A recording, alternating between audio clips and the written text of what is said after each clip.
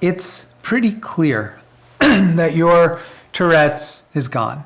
And the sleep studies and things like that would indicate that. Of course, the question is, how much did we participate in that? It can go everything from whether you take an ESP or not, because there's a percentage of people, I think you said it's 50% is a round figure, that where the Tourette's subsides and goes away. And maybe it was your time. And that's a very real possibility. Again, it's nice if we can help people that way, if we can assist people with their lives, and that makes their life better. But really, whether your Tourette's went away or not, if your main goal was to feel more joy and enjoy existence, someone with Tourette's and someone with sweaty palm syndrome or whatever it is, someone who blushes a lot, someone who, I don't know, a bunch of other things that are of the body. So what? If they feel more joy and they're more accepting of themselves, and it's not something that, if you will, it's not like going out and being violent or something like that. That's what's important. So, the original, even in what you're saying, well, what did we participate? And that's, I think, what was the thought, the genesis of the whole Tourette study, was the thought that, well, maybe we did, maybe we didn't. Let's investigate the question. And still, with what has been done up till now with the Tourette's thing, literally, I think it's deepened the question.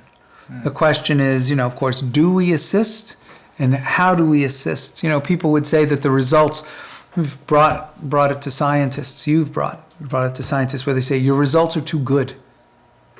I don't believe your results can ever be too good. Your results are your results. Your understanding of the results is a different story. I don't see our results as too good. I see our results as interesting. I see our results as promising.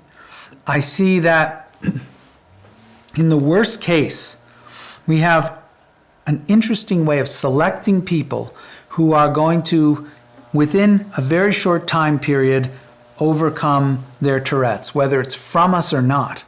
But we get to observe it. We get to measure it. We have all these measurements that we're doing, scientific measurements, the EEG, the sleep studies, all of these different things as they go through this process, and sometimes even in a matter of hours, all of that thing. So were we good at, selecting them, or was it a certain small percentage of the Tourette's population that we select that are ripe for this sort of intervention? We don't even know. We do know that somehow the people that get through the gate, our demographic of people that actually take our treatment, the results, the observed changes in their Tourette's are great. Do we know what the exact cause of that is? Not yet. It's a question for study. I think what we have now is enough data, enough of the raised question to warrant more study. But the thing that's great is in the process of getting to that question, there have been now 8 people whose lives are measurably better, that they feel better with their lives, and this Tourette syndrome has changed for the positive as far as all of them are concerned, I think. I would agree too. I mean, especially, I know the one gentleman that just came in a couple weeks ago, he had Tourette's for 36 years. So I think he's 44, started when he was 6 years old.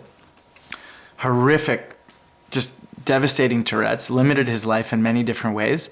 He came, he came on a Saturday or Sunday. Mm-hmm. Monday morning, he worked with Nancy Salzman. Mm-hmm. That morning, started with her maybe at 10 a.m. We went for maybe 2 hours, took a little break, went for another 2 hours. So a total of 4 hours. Mm-hmm. And after those 4 hours, his Tourette's was probably down 95%. Mm-hmm. And then we all went out to lunch and we're just eating lunch as if you would never know. Like if you had joined us at 2 o'clock, that was just Joe Schmo that was with us like anybody else. You wouldn't have known for a second that he lived 36 years with Tourette syndrome. So yes, I do think people are experiencing benefits to their life, but also to that question of How is that possible? I mean, do you have any idea, or what do you? How could that be? I have beliefs, and I think the human potential, what humans can do, is incredible and amazing, and more importantly, the difference between what humans believe they can do and what they actually can do is an incredible differential. Now, I like to bring up all of the things that we've seen, like in athletics. You have the guy who played Tarzan, who is an Olympic swimmer, apparently, so the story goes. He had some sort of world records, and they believed that he had just the perfect build, the extra long arms, I think it was, and a whole bunch of things that they had thought that humans would really never be able to substantially beat his records. And nowadays, apparently, his records are being absolutely eclipsed by 14-year-old girls. The whole thing about the fastest mile, and this is something we have in our brochure, just because it is amazing to me, and just amazing to me. I never cease to be amazed just that we do this. And I think most people have experienced it, but the big picture is here, the humans are trying to beat this 4-minute mile thing. 4 minutes, a pretty arbitrary thing to begin with. Our clock, what's a minute, all this sort of a thing. But to run this distance that we call a mile in 4 minutes, people have been trying to do this for such a long time.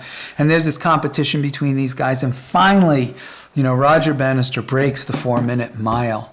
After decades, and medical professionals speculating, well, maybe humans can't run that fast or run much faster, and they're shaving off to finally beats it.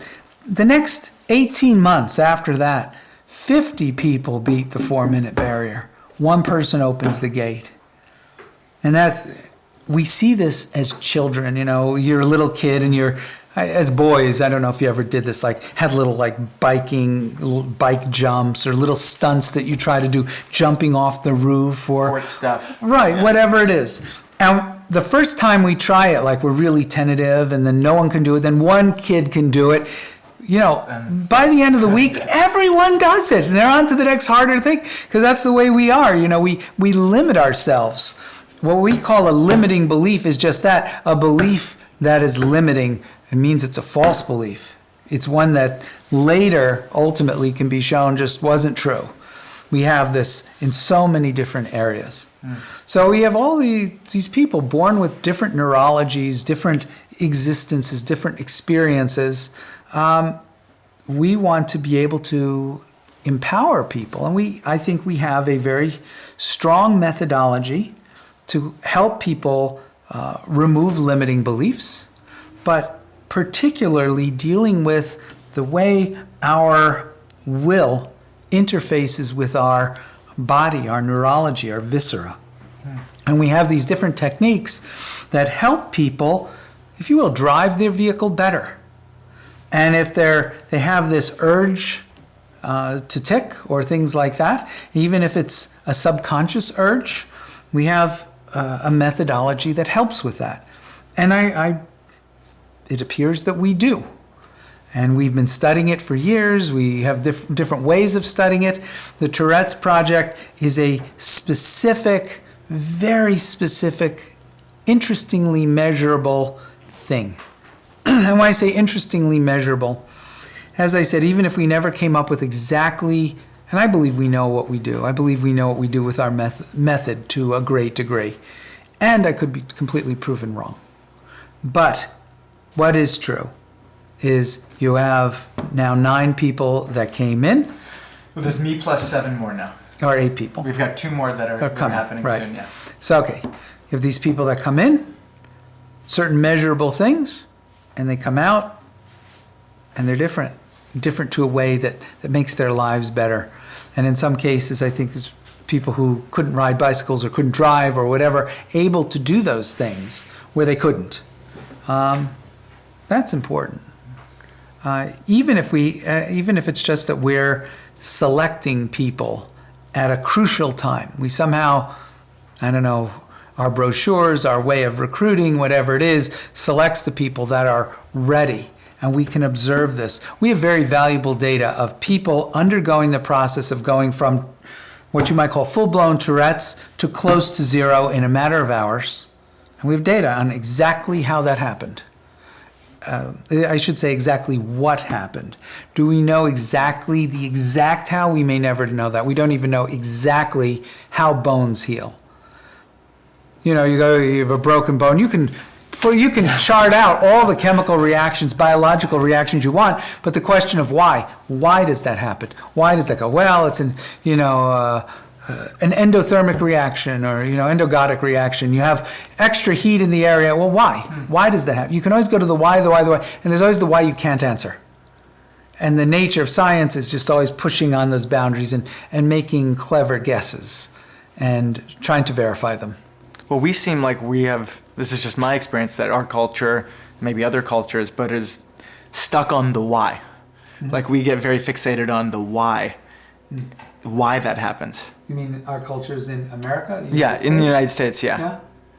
Mm-hmm. I don't know if you have that experience or not, but like even in the field, right now, if you look around the world with Tourette syndrome, there's, hundreds of thousands, probably millions and millions of dollars into research of looking for the cause, looking for why does this happen? Mm-hmm. I guess my question to you is, do you find that to be, where does that lay in level of importance? It's a very funny thing. Why it happens and that it happens form an interesting system.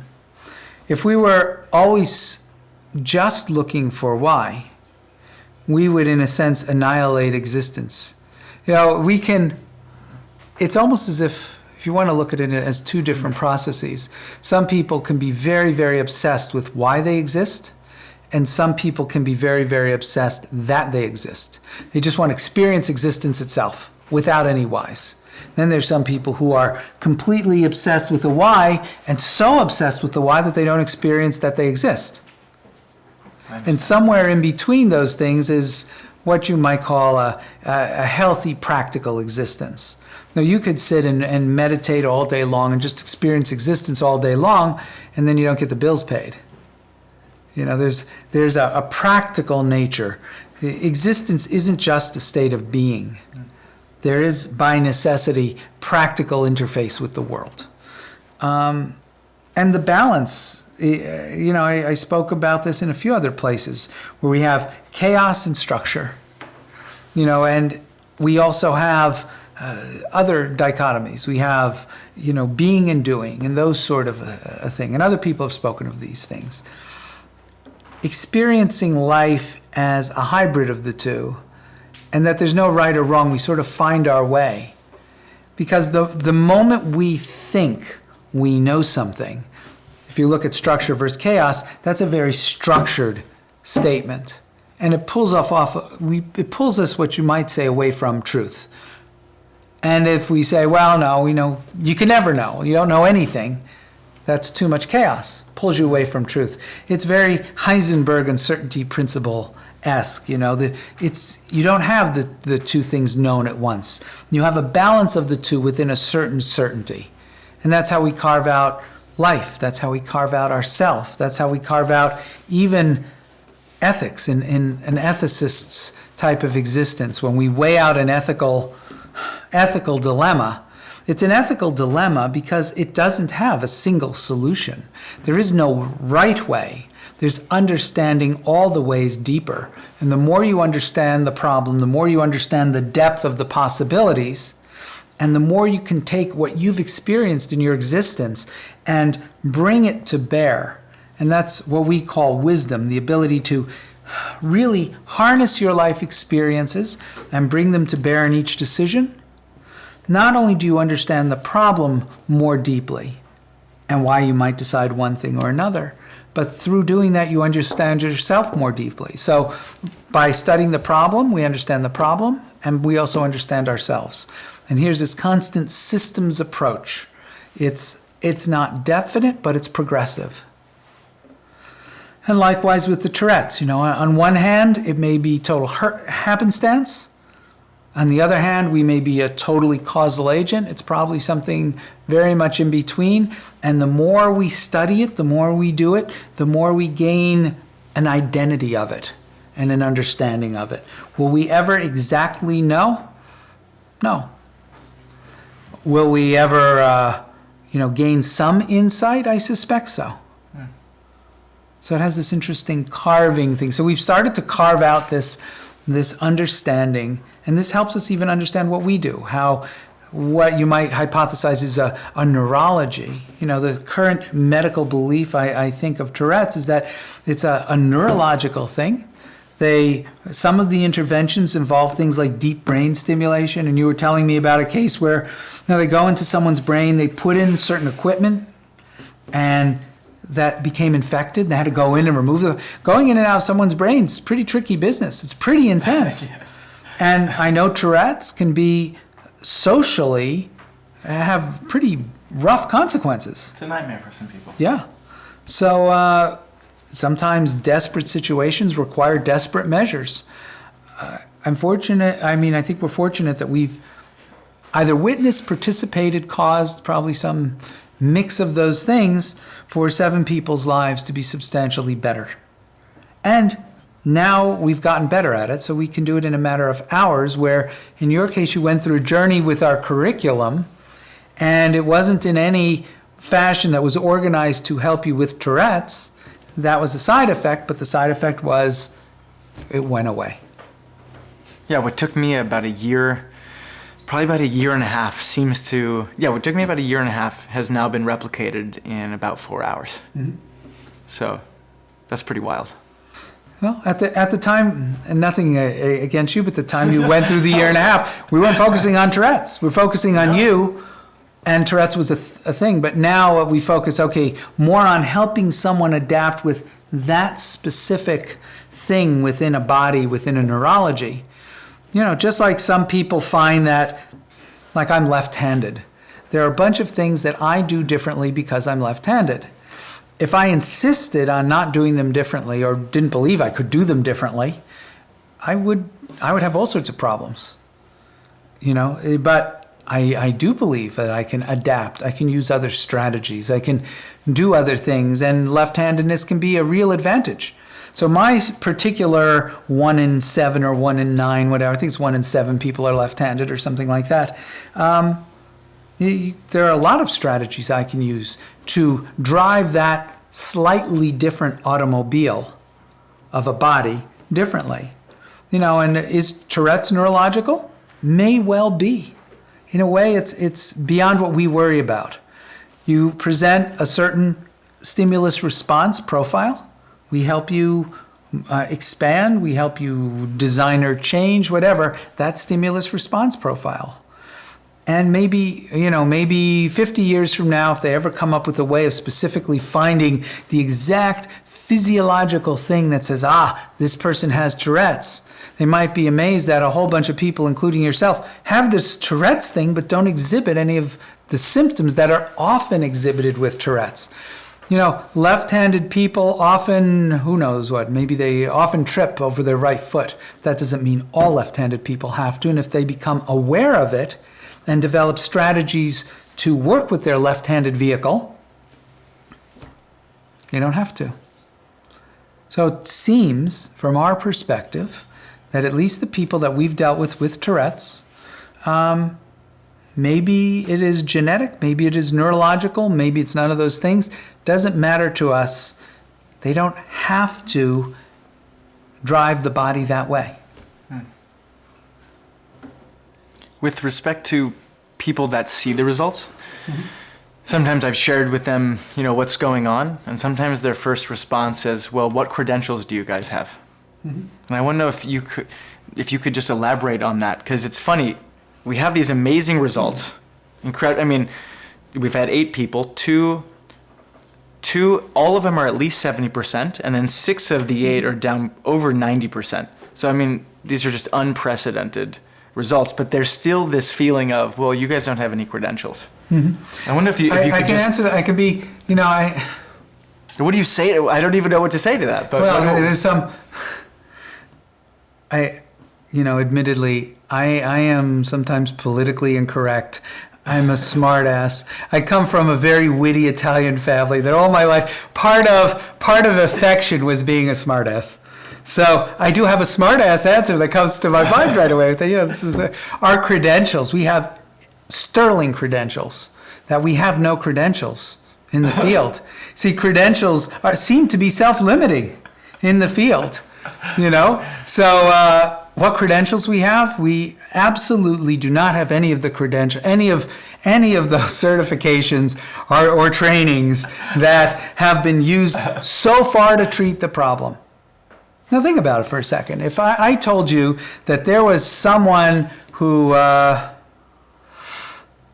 had some sort of a problem, and they were consistently going through to a certain type of person to solve this problem, wouldn't you to go to, what do they say? To try the same solution to the same problem over and over again and expect a different result is a type of definition of insanity. One of the things. So, okay, if you keep on going to the same type of people to solve the same problem and you're not getting a solution, better to go to a different type of person. Better go to people who don't have those credentials. So the smart-ass answer is, our credentials we don't have any of those credentials that didn't work in this case. That's smart-ass. But then again, what sort of credentials do we have? Do you need credentials for everything you do? So, all right, how did the first person get their credentials? Even if you look at the credentials of a medical doctor, which are extensive and regulated and stuff like that. If you look at 100 years ago, what it took to be a medical doctor, it was very not standardized and very strange. And, and 200 years ago, that even gets to be stranger or whatever. Credentials come from somewhere, from some initial thing. And our field is relatively new compared to, say, the medical field and other things like that. And, all right, we have credentialed people. We have doctors who've come through. We've had psychiatrists who've come through. I consider myself more credentialed as a scientist, I guess. And I don't have a lot of high-level credentials, but I think I'm a good scientific thinker. And I've done some exceptional things in my life. I've done interesting things in my life. I think that my credentials are, I'm an interesting person, I'm a controversial person, but most importantly, I'm an unconventional person. And in some cases, when conventional solutions don't work, maybe the unconventional way of thinking does. I consider myself pretty rational. I consider myself pretty scientific. I always strive to be more so. So my credentials, first, are that I'm a human that cares, that's had a good amount of education and has done a number of interesting things and done some things well and done some things that maybe I might think are done well that other people might think are done horrifically. But I'm certainly colorful, unique. So, I don't know, if you're trying to solve a problem and you keep on going to the establishment and you keep on getting the same answer, which is a non-solution, sometimes you want to go to something that's unique. Now, is it specious, ridiculous? Does what we say not make sense? I don't think so. I think most of what we say makes sense. It's not grounded in mysticism at all. It's not grounded in a lot of things that maybe are highly effective but are unexplainable. We have at least an explanation for what we do. And it doesn't rely on anything that's outside of being verified in the future or that we verified to some degree already. So, what's our credentials? We make sense. I think we make good sense. And does it matter? Some people ask, they talk about, well, do you have double-blind scientific studies? Maybe we'll do that. Those things are useful tools to discover why. But if you're trying to shoot for the moon and you land people on the moon, you can't say, well, that didn't really happen because you didn't have the right credentials. There is a result. How much we cause the result is the question. But we do have this interesting either witnessing or participation in it. And I do believe, I mean, the fact that we can take someone who has this thing that is theoretically not curable, from what I understand, theoretically, they need deep brain study, all this sort of a thing that sounds very hardware oriented, and using, it's no hands-on, no nothing, no manipulation, nothing like that, just conversation in 2 hours, have it measurably not there anymore. Either we're selecting the person very, very intelligently, which means we have a good method of selection. That'd be great. Imagine if we could select everyone whose Tourette's was going to go away and measure it, because that might help us with the people who we didn't select. That gives us a lot of knowledge. If we could, with most scientific events, if we could be at the right place to witness what happens, we would learn so much. So even if we're just at the right place, we pick the very 2 hours that this person who's had Tourette's for a long, long, long time is going to shed it, and we happen to know exactly when, and we sit them down and we can measure it, that's useful. So the bottom line is, I don't know exactly how much we cause it. I believe I have an explanation for it. I believe we have a methodology for it.